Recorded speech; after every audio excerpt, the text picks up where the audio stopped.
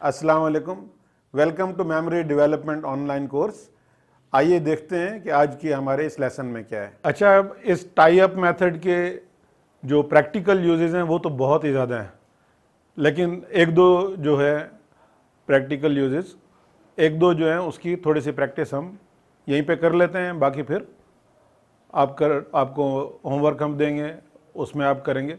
तो let's say आपने कल जो है ये इवेंट्स ऑफ द डे हैं आपके, कल आपने ये काम करने हैं और आपके पास ये लिस्ट बनी हुई है कि कल मुझे ये काम करने हैं।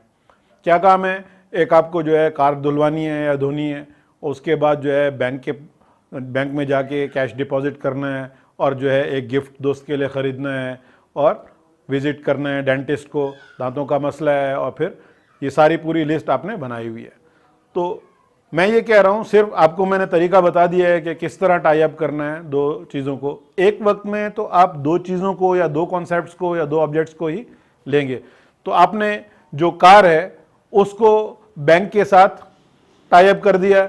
फर्ज करें आप जो है देख रहे हैं अपने जहन में रेडिकुलस इमेज ये बनाया कि आपने उसके शीशों को तोड़ती हुई वो कार गई अंदर जाके खड़ी हुई, और वो जो गार्ड्स होते हैं बैंक में, वो जो है कार जब वो शीशों को तोड़ती हुई आई तो वो दाएं बाएं जाके छलांग लगा के उससे बचने के लिए वहाँ जाके गिरे कि हमारे ऊपर ना कार चढ़ जाए। तो ये एक सेकंड के लिए अपने जहन में सोच लें कि कार जो है बैंक के शीशों को तोड़ती हुई अंदर तक चली गई।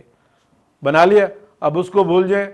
अब बैंक और जो है गिफ्ट को सोचना है। तो आप ये सोचें कि आप जब उसके पास टेलर के पास खड़े हैं, जिसके पास डिपॉजिट स्लिप आपने भरी, डिपॉजिट स्लिप भर के उसके बाद जो वो टेलर है जिसको पैसे देने हैं, उसको पैसे की जगह आप गिफ्ट पे गिफ्ट दिए जा रहे हैं, और वो परेशान है हैरानी से, उसका वो चेहरा जो नर्वस हुआ है और परेशानी से आपको देख रहा है कि ये मुझे कैश के बजाय गिफ्ट क्यों दे रहा है, कैश डिपॉजिट कराना है, गिफ्ट डिपॉजिट कराना है। तो वो एक सेकेंड के लिए उसका चेहरा आप देखो, देख लिया, अब उसको भूल जाओ। अब आपने जो गिफ्ट खरीदना था दोस्त के लिए, उस गिफ्ट को और डेंटिस्ट को आपस में कनेक्ट करना है। तो वो टाई अप कैसे करेंगे? आप यूं सोचें, वो जो आपका दांत निकाल रहा है डेंटिस्ट, वो दांत की जगह जब वो निकालता है उसमें से वो गिफ्ट निकालते हैं दोस्त के लिए। वो अगर आपने सोचा और जहन में एक दफा उसको देख लिया, तो अब उसको आप भूल जाएं। उसके बाद फिर यानी हर दफा मेरे से बार बार आप यही सोचेंगे, सुनेंगे कि एक दफा तो आपको जहन में वो you have to see it in your mind's eye. वो मसला नहीं है, बेशक स्प्लिट ऑफ अ सेकंड के लिए भी, आधे सेकंड के लिए भी एक दफा देखना जरूर है, और जो आपका इमेज हो वो रेडिकुलस हो, ये दोनों चीजें हो। तो अब आप जो है उसको लैपटॉप के साथ, लैपटॉप जो रिपेयर करना है, डेंटिस्ट को लैपटॉप के साथ करना है, तो आप वही सेम चीज सोच सकते हैं कि डेंटिस्ट जो है वो फोर्सेप्स से आपके दांत जो निकाल रहा है, उस दांत को जब निकालता है उस दांत की जगह वो लैपटॉप निकल रहे हैं छोटे छोटे। वो आप अगर सोचेंगे जहन में, एक दफा वो पिक्चर देखेंगे आपको याद रहेगा। तो इसी तरह ये सारी लिस्ट है, ये एक एक करके एक वक्त में दो चीजें लेके कनेक्ट करते हुए बस ये काम कर रहे हैं कि घर से निकलने से पहले ये सारे आप कनेक्शन बना लें जहन में, उसके बाद घर से निकलें। इंशाल्लाह वो सारे दिन आप ये सारे काम करके वापस आएंगे, आपको परेशानी नहीं होगी, कोई चीज इस वजह से नहीं रह जाएगी कि आपको भूल गई थी। अब आगे चलते हैं। एक और जो प्रैक्टिकल यूज है टाई अप मेथड का, वो स्पीचेस हैं। अक्सर ऐसा होता है कि आपको किसी ऑडियंस के सामने, मजमे के सामने बात करनी होती है।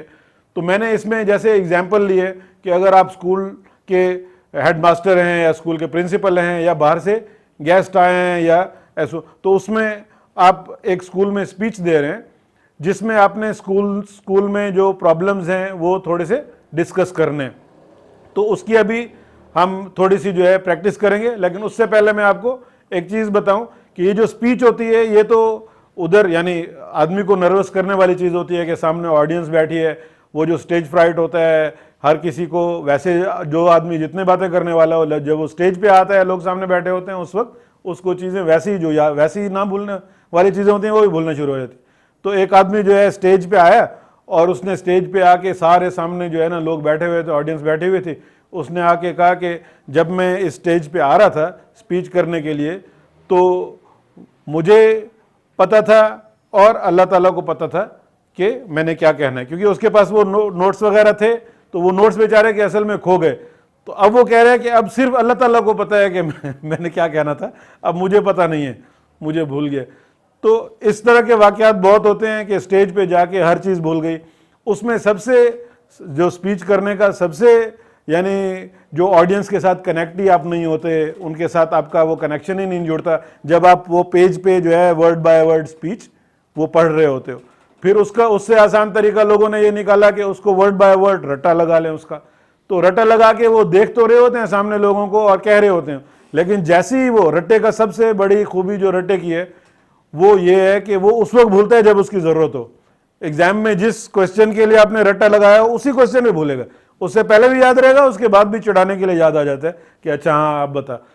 तो रट्टा तो यानी रट्टा तो दिमाग जो है इंसान का इस पे इतना स्ट्रेस लाता है, या जैसे उर्दू में कहते हैं दिमाग खराब करता है, तो वो रट्टा होता है जिससे दिमाग खराब होता है। और स्टूडेंट्स हमारे इम्तिहानों के दिनों में एग्जाम्स में जो है वो बेचारे टेंशन से और डिप्रेशन का जो है वो मरीज हुए होते हैं। तो उस वक्त तो रट्टा लगाने में, अगर रट्टा लगाया हुआ है स्पीच का तो उसमें ये होता है। और अगर नोट्स में भी देख रहे हैं तो नोट्स में अगर पढ़ के एक एक वर्ड पढ़ रहे हैं तो उसमें बाज़ औक़ात अगर पता नहीं चला कि अच्छा यहाँ पढ़ रहा था या यहाँ पढ़ रहा था, तो उसके बाद फ़ौरन वो जो एक जो फ्लो होता है बात करने का वो सारा ख़त्म हो गया, वो ढूंढ रहा है कि कहाँ से पढ़ना शुरू करना है, और जो बात कर रहा था वो वहीं रह गई। या फिर इससे भी जो अच्छा तरीका लोगों ने निकाला वो ये निकाला कि हम वर्ड बाय वर्ड नहीं लिखें स्पीच को, अपनी थॉट्स या आइडियाज़ को वो लिख लेते हैं। तो उनके पास वो लिस्ट होती है एक, वो आइडिया बाय आइडिया है, तो जिस चीज़ के लिए वो स्पीच दे रहे हैं जाहिर बात है उस चीज़ में वो एक्सपर्ट हैं, नहीं तो उनको कौन कहता कि या कि इस बारे में स्पीच करो। तो वो आइडियाज़ लिखे हुए हैं। तो सबसे अच्छा तरीका ये है कि थॉट बाय थॉट या आइडिया बाय आइडिया वो लिखी हुई है लिस्ट।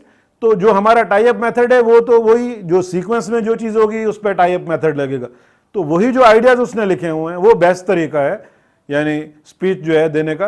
तो उस आइडियाज़ को आपस में अगर टाई अप कर लेता है तो बस उसको पेपर को बेशक फेंक दे। तो पहला आइडिया जब डिस्कस कर चुका होगा उसके बाद वो दूसरा आइडिया खुद ब खुद उसको क्लिक होगा, जैसे हम कारपेट के बाद न्यूज़पेपर खुद ही क्लिक होता था। तो उसकी थोड़ी सी हम कोशिश करते हैं।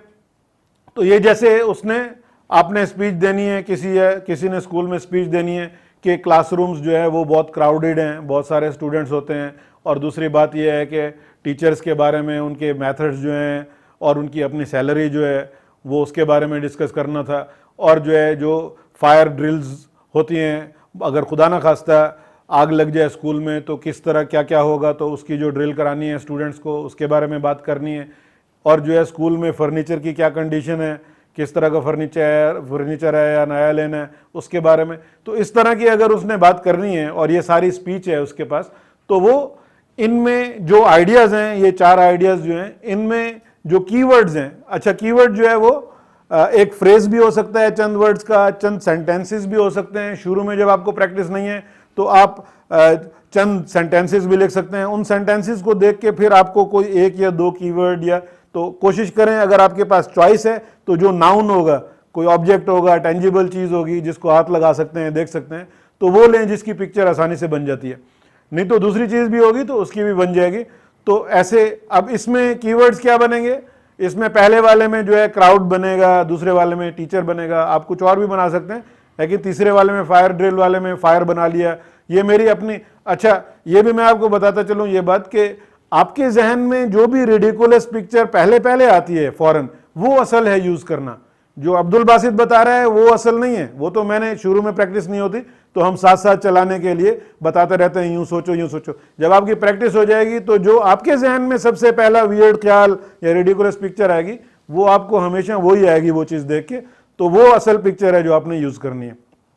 तो इसमें ये मैंने 4 जो वर्ड्स बनाए हैं इस स्पीच के, वो क्राउड, टीचर, फायर और फर्नीचर बनाया है। तो ये अब आपके पास कितने वर्ड्स हो गए, सिर्फ 4। अभी थोड़ी देर पहले हमने कितने जो है ऑब्जेक्ट्स आपस में टाई अप किए थे, जो आपने बैकवर्ड भी याद कर लिए, वो 15 थे, 15 थे। तो ये सिर्फ 4 हैं।